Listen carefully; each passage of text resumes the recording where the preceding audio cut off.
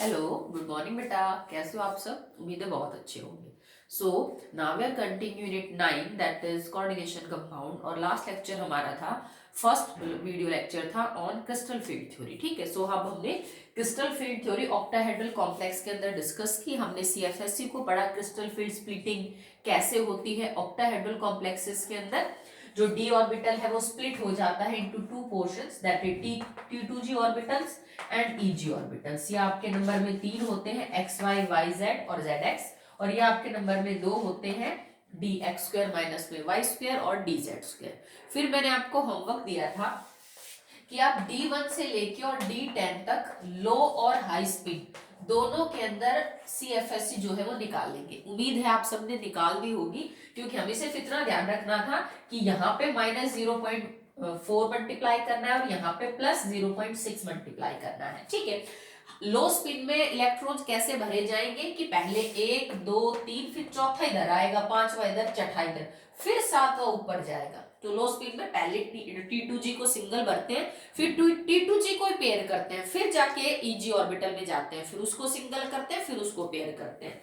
High speed के अंदर क्या करते हैं, पहले T2G को सिंगल सिंगल भरते हैं, फिर अगर चौथा इलेक्ट्रॉन आ गया तो EG में जाएगा, फिर पांचवा फिर EG में जाएगा, छठा फिर यहाँ पेयर होगा, सातवां इधर पेयर होगा, आठवां इधर पेयर होगा, नौवां इधर पेयर होगा और 10वां इधर पेयर होगा। ठीक है, तो आपने नोटिस भी किया होगा कि 3-4 केस में तो आपकी वैल्यू बिल्कुल सेम है। जैसे D10 की बात कर लो, भाई 10D भरने के लिए आपको यही पैटर्न मिलेगा और कुछ पॉसिबल ही नहीं है। तो चाहे स्पिन लो ले लो, चाहे आप स्पिन हाई ले लो, उसमें CFSC आपकी क्या रहेगी, सेम ही रहेगी। ठीक है, तो यहाँ जैसे मान लीजिए मुझे D10 का रिप्रेजेंट करना है, तो आप क्या करोगे कि मैडम 10 तो ऐसे भरे जा सकते हैं, स्पिन लो हाई कुछ फर्क नहीं पड़ेगा। तो यहाँ क्या करते हैं आप 6 मल्टीप्लाई बाय 0.4, यहाँ करते 4 मल्टीप्लाई बाय 0.6, इन दोनों को क्या कर लेते, ऐड कर लेते, आपका आंसर आ जाता।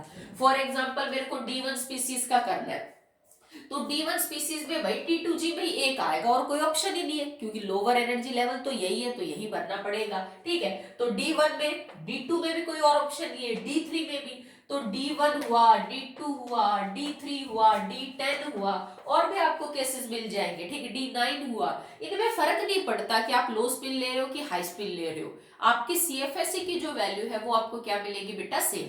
बट कुछ आयंस के अंदर ये चीज अलग होती है, जैसे D5 है, D6 है, इनमें आपको वैल्यू क्या मिलेगी, अलग अलग। तो इस पे बहुत क्वेश्चन बनते हैं कि आप इस आयन की D4 कॉन्फ़िगरेशन है, इसकी CFSC निकाल के दिखाइए, स्पिन हाई है, लो है।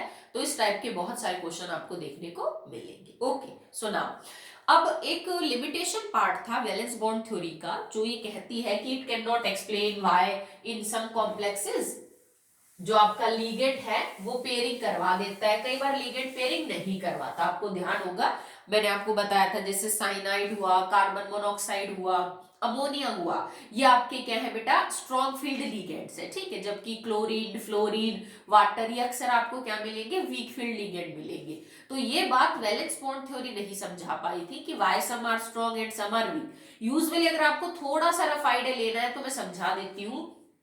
ऐसा कोई भी लीगेंड जिसमें हेलोजन, ऑक्सीजन, सल्फर, बेटा ये यूजुअली की बात हो रही है, नॉट ऑलवेज।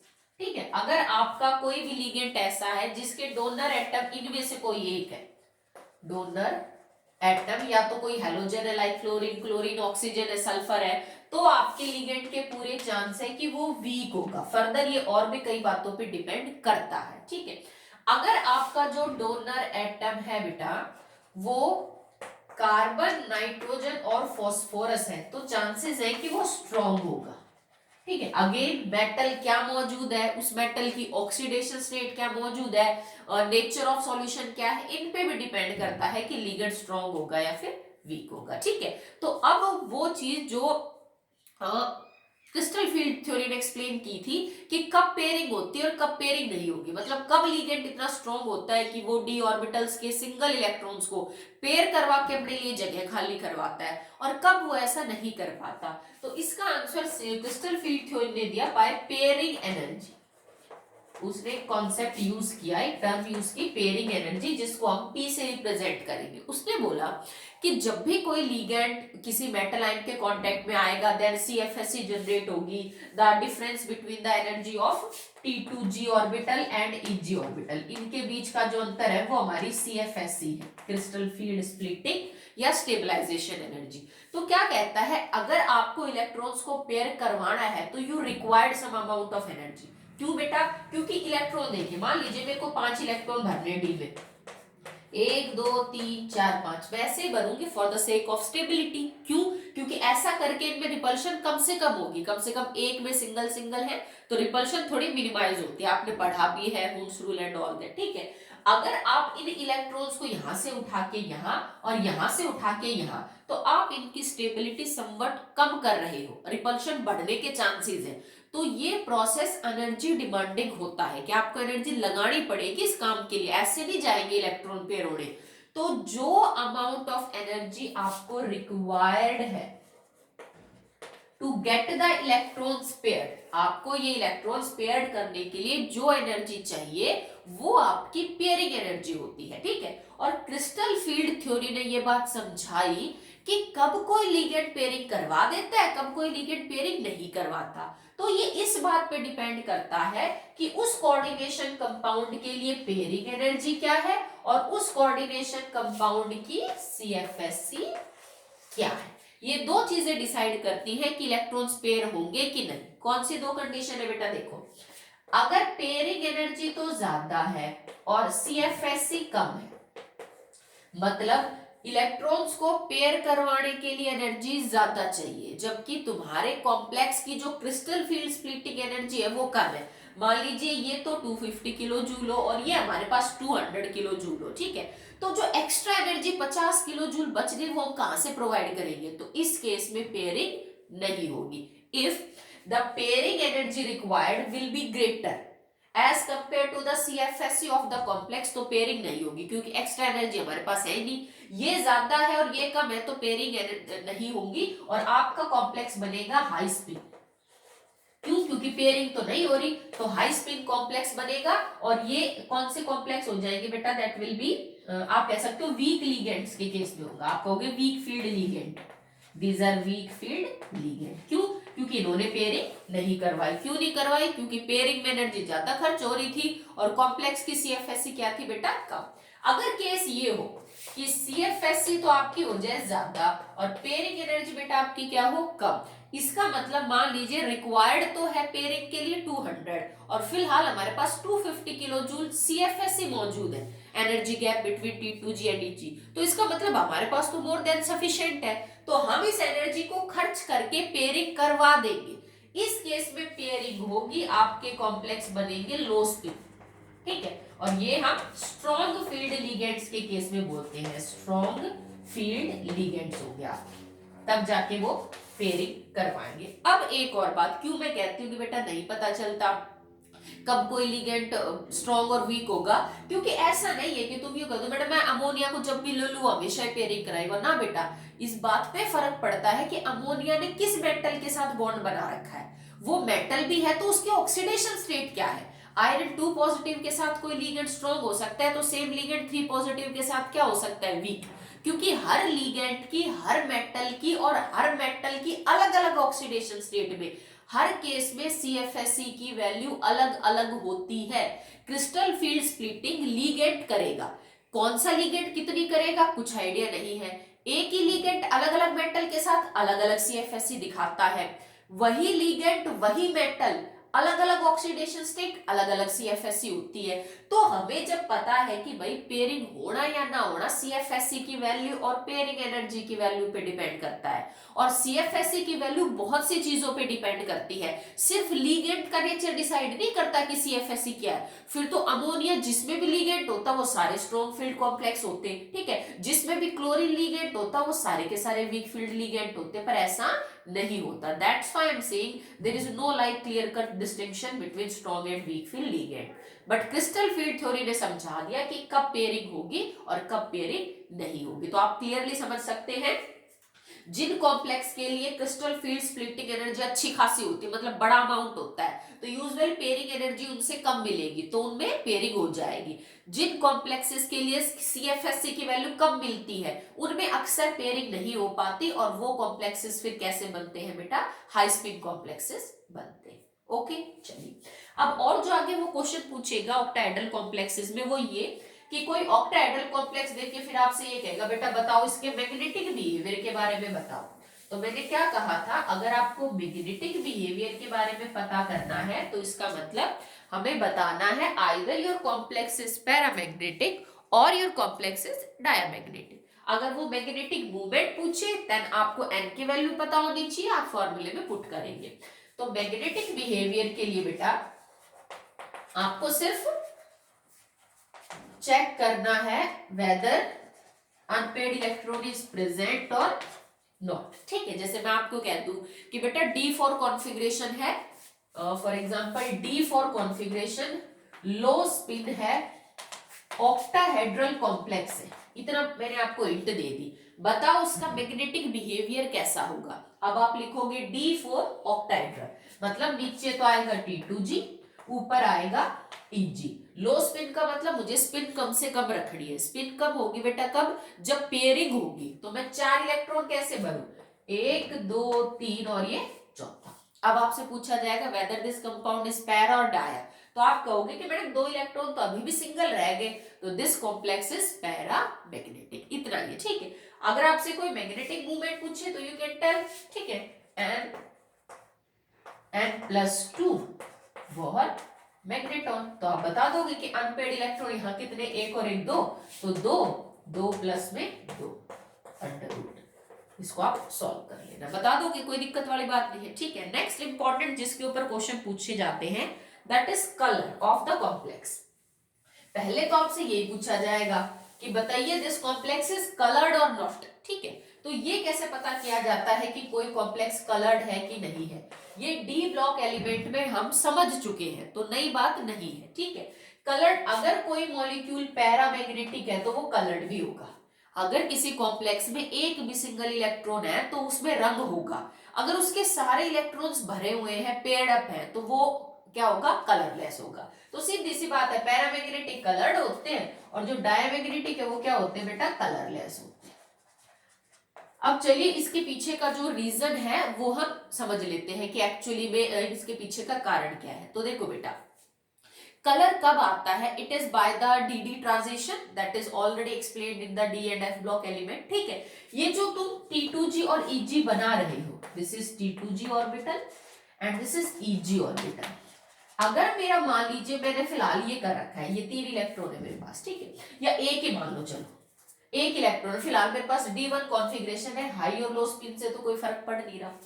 ये इलेक्ट्रॉन अगर यहां से उठ के यहां चला जाए और फिर वापस यहाँ पे आए तो ये चीज एनर्जी डिमांडिंग, एब्जॉर्बिंग और इमिटिंग प्रोसेस होगा। ठीक है, पर ये गैप बहुत ज्यादा नहीं होता कि बहुत ज्यादा, भाई CFSE के बराबर है ना दोनों का एनर्जी गैप, पर इतनी ज्यादा वैल्यू नहीं होती। ये जो एनर्जी है ना, ये लगभग उतनी है जितनी विजिबल रीजन के अंदर होती है। हमने 11th में फॉर्मूला पढ़ा था E is equal to hν, या फिर हम उसको C/λ कर सकते हैं। तो हम एनर्जी को वेवलेंथ, फ्रीक्वेंसी, इन सब से रिलेट आपस में कर सकते हैं। ठीक है, तो ये जो एनर्जी है, अगर आपका इलेक्ट्रॉन T2G से कुछ एनर्जी एब्जॉर्ब करके और EG में जाएगा तो that energy is not very large, और ये यूजुअली उसी रेंज की होती है जिस रेंज की आपकी विजिबल जो रीजन है उसकी एनर्जी है, जो विबग्योर हम पढ़ते हैं, विबग्योर। भाई हर रंग की अलग अलग फ्रीक्वेंसी और अलग अलग वेवलेंथ है, उस फ्रीक्वेंसी और वेवलेंथ से हम एनर्जी निकाल सकते हैं बाय दिस फॉर्मूला। तो ये जो एनर्जी एब्जॉर्ब करके कोई इलेक्ट्रॉन T2G से EG में जाएगा, इसका जो अमाउंट है वो लगभग उतना ही होता है जितना कि विजिबल रीजन के एनर्जी का रेंज है। इसका मतलब it is an easy process, कोई भी इलेक्ट्रॉन आसानी से विजिबल रीजन में से एनर्जी एब्जॉर्ब करेगा और वो T2G ऑर्बिटल से किस में चला जाएगा, EG ऑर्बिटल के अंदर चला जाएगा। ठीक है, मान लीजिए इसने एनर्जी एब्जॉर्ब करी और ये T2G से किस में चला गया, EG के अंदर चला गया। इस प्रोसेस को हम बोलते हैं excitation of the electron from a lower energy level to higher energy level by absorption of energy. Okay, soon it will realize कि अब इसने तो गलती कर दी क्योंकि इसने तो एनर्जी ज्यादा ले ली, और ज्यादा एनर्जी का मतलब क्या होता है बेटा, स्टेबिलिटी का कम होना। तो ये क्या करेगा, वापस से जो है अपनी ग्राउंड स्टेट में आने की कोशिश करेगा, क्योंकि एनर्जी ज्यादा लेके ये स्टेबल कम हो गया, ठीक है। जब ये ऐसा करेगा तो जितनी एनर्जी इसने एब्जॉर्ब करी थी उतनी ही ये बाहर छोड़ेगा। मान लीजिए यहां से यहां जाने में इसने 200 किलो जूल एनर्जी एब्जॉर्ब की पर मोल, तो यहां से यहां आने में इसको वो 200 क्या करनी पड़ेगी बेटा, बाहर करनी पड़ेगी, ठीक है। ये जो प्रोसेस है the absorption of the energy and the emission of the energy, जब यहां से यहां आने में ये एनर्जी को इमिट करेगा तो उस एनर्जी के कॉरेस्पॉन्ड जो फ्रीक्वेंसी और वेवलेंथ होगी वैसा ही कलर आपको जो है उसका कॉम्प्लीमेंट्री जो कलर है वो आपको देखने को मिलेगा। डी और एफ ब्लॉक में हमने एक मनसेल व्हील पढ़ा था जिसमें हमें समझ आ रहा था कि अगर कोई ऐसा कलर एब्जॉर्ब करता है तो वो उसका कॉम्प्लीमेंट्री कलर दिखता है। कॉम्प्लीमेंट्री कलर वो होते हैं दो कलर जो मिलके व्हाइट लाइट बनाते हैं, ठीक है।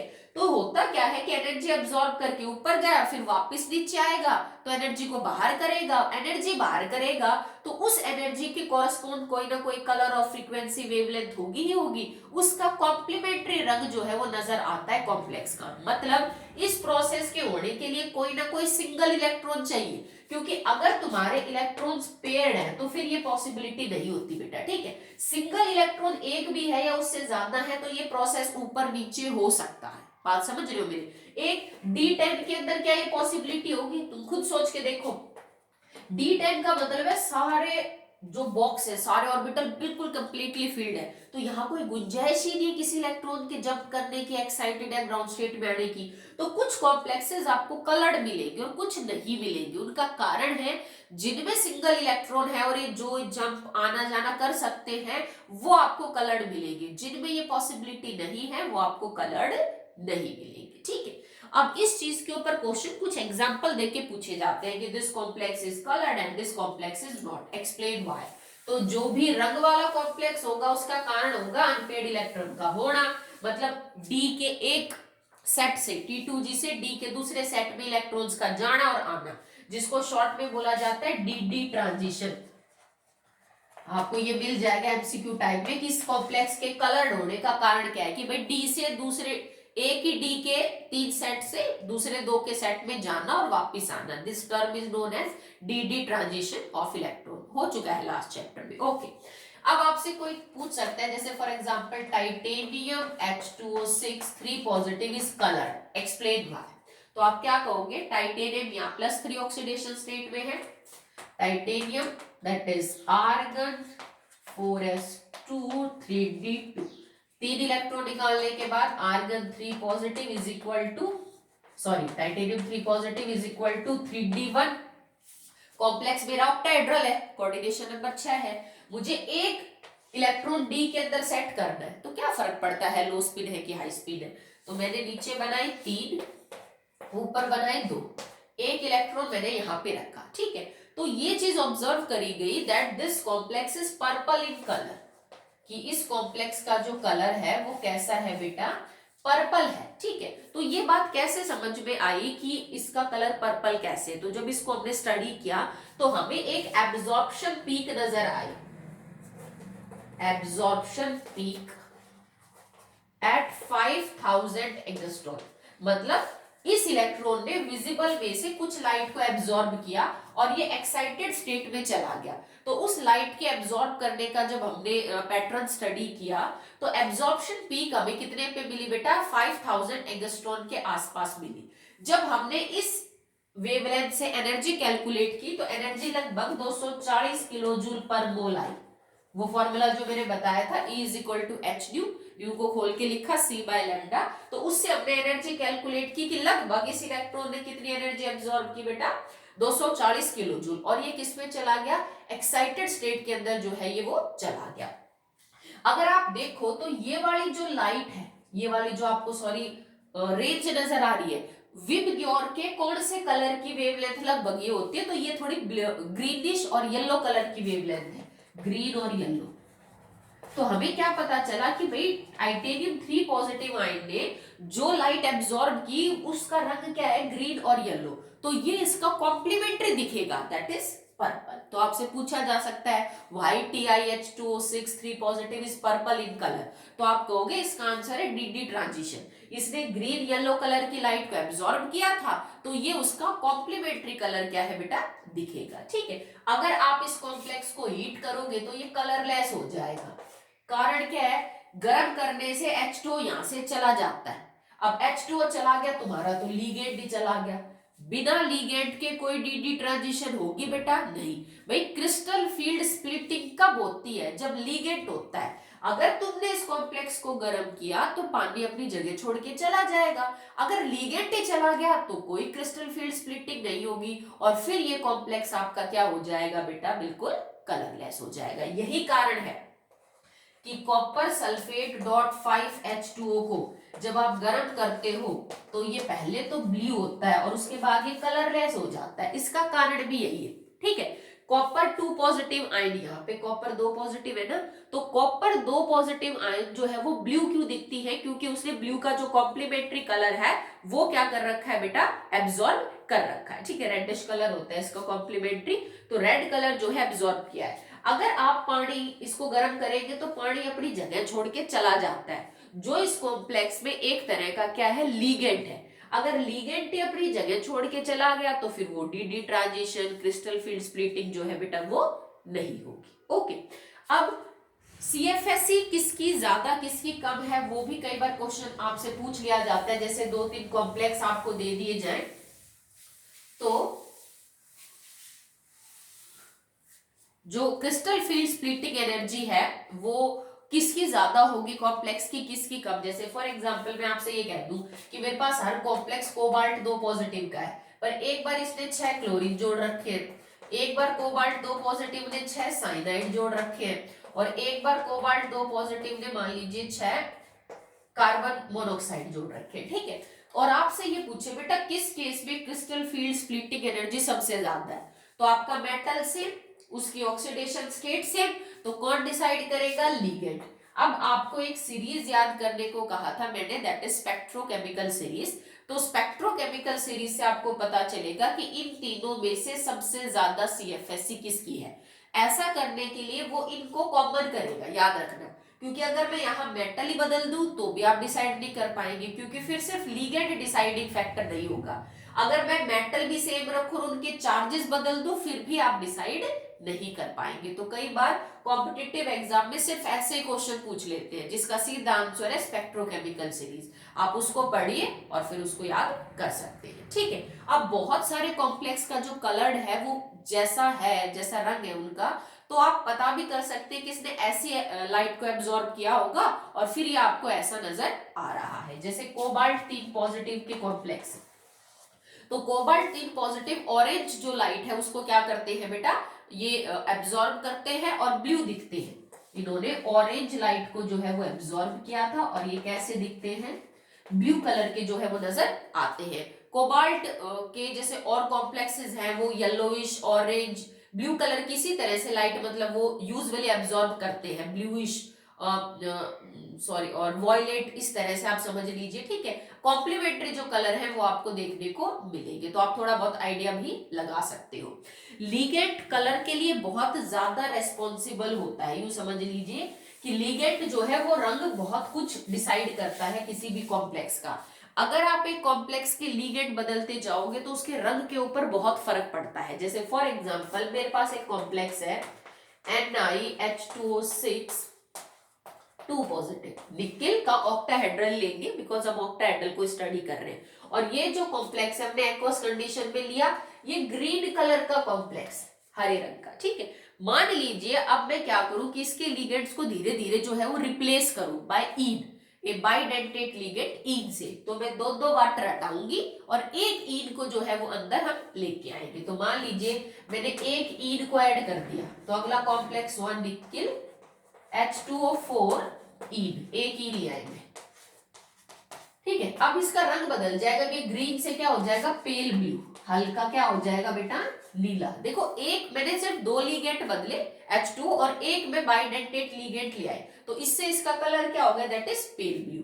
अगर मैं एक और ऐड कर दूं ईन, तो 2 वाटर और बाहर चले जाएंगे, अब सिर्फ 2 बच्चे, ईन हो गए 2 अब इसका कलर हो जाएगा ब्लू या पर्पल, मतलब हल्के नीले से अब ये थोड़ा गाढ़ा नीला या फिर पर्पल कलर जो है वो हो जाएगा। अगर मैं और रिप्लेस कर दूं, ये भी दो हटा दूं, ठीक है, एक इन और ऐड कर दूं तो Ni इन थ्राइस 2 पॉजिटिव, ठीक है। तो अब इसका रंग बिल्कुल ही चेंज हो जाएगा, now it becomes violet, dark आपका वायलेट कलर। तो ये हमने सीखा कि how ligand affect the colour of the compound, ठीक है। लीगेट बदलने से कलर बदल जाता है, मेटल बदलने से कलर बदल जाता है, मेटल के ऊपर ऑक्सीडेशन स्टेट बदलने से जो है वो क्या हो जाता है बेटा, कलर बदल जाता है। क्यों बदल जाता है? क्योंकि ये सारी चीजें ही डिसाइड करती हैं फाइनली कि CFSC कितनी है। और इलेक्ट्रॉन को रंग के लिए करना क्या है, उसको यहाँ T2G से EG में जंप करना है। T2G से EG में जंप करने के लिए उसको एनर्जी एब्जॉर्ब करनी है, ठीक है। वो कितनी एनर्जी एब्जॉर्ब करेगा, भाई ये गैप सबका अलग अलग है, बहुत सी चीजों पे डिपेंड करता है। तो एनर्जी जो एब्जॉर्ब करनी पड़ रही है इलेक्ट्रॉन को, वो भी हर केस में अलग अलग है। अगर एनर्जी एब्जॉर्ब हर केस में अलग अलग कर रहा है तो इमिट भी अलग अलग कर रहा है, और इमिट अलग अलग कर रहा है तो हर एनर्जी से रंग भी क्या होगा बेटा, अलग अलग होगा, ठीक है। बहुत सारे थ्योरेटिकल और कैलकुलेटिव जो क्वेश्चंस हैं वो इस टॉपिक के ऊपर बनते हैं। आज हमने ऑक्टाहेड्रल कॉम्प्लेक्स को कंप्लीट किया है, ये थोड़ा ज्यादा डिटेल में दे रखा था। जो आगे हम पढ़ेंगे स्क्वायर प्लेनर, वो जस्ट इसका क्या होता है बेटा, अपोजिट होता है। टेट्राहेड्रल थोड़ा सा अलग है। तो बचे हुए दो कॉम्प्लेक्स स्क्वायर प्लेनर, टेट्राहेड्रल, वो हम नेक्स्ट वीडियो में कहेंगे। मे भी आपके स्कूल खुल जाए तो फिर हम अपनी क्लास में कंटिन्यू करेंगे। ओके बेटा।